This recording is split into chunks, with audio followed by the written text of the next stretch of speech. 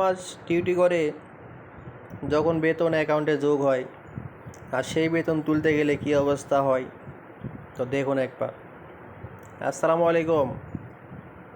তো বেতন অ্যাকাউন্টে যোগ হয়েছে, তো সেই জন্য বাসার থেকে বাইরে হলাম, দেখি টাকা তুলতে পারি কি না, কারণ প্রতিবারই তো টাকা তুলতে গেলে আবার ঘুরে আসতে হয়।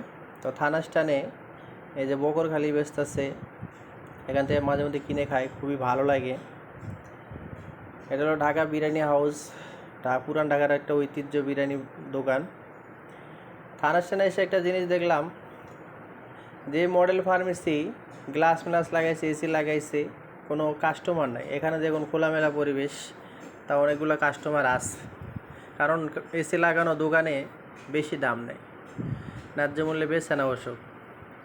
তো যাইতে যাইতে একটা জিনিস খেয়াল করলাম, এই যে রেস্টুরেন্টগুলা, এগুলোর ভিতরে মানুষ যে কি খায়, আর এত পরিমাণ মানুষ যে ঢোকে এর ভিতরে, আমি খালি ভাবি এর ভিতরে কি খায়।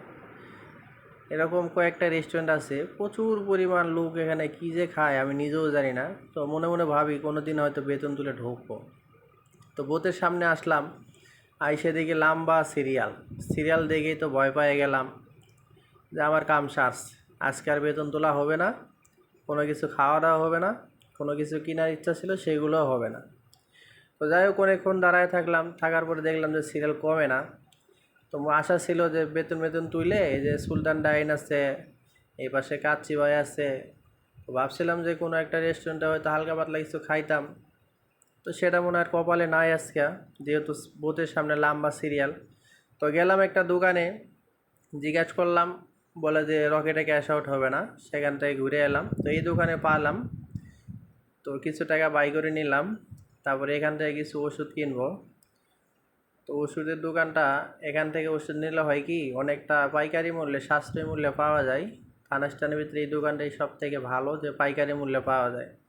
তো যাই হোক, কিছু ওষুধপত্র কিনে বাসার উদ্দেশ্যে রওনা দিলাম। তো এলো আমাদের জীবন, সারা মাস ডিউটি করে বেতন তুলতে গেলে বেতন তুলতে পারি না। ভিডিওটা ভালো লাগলে লাইক দিবেন।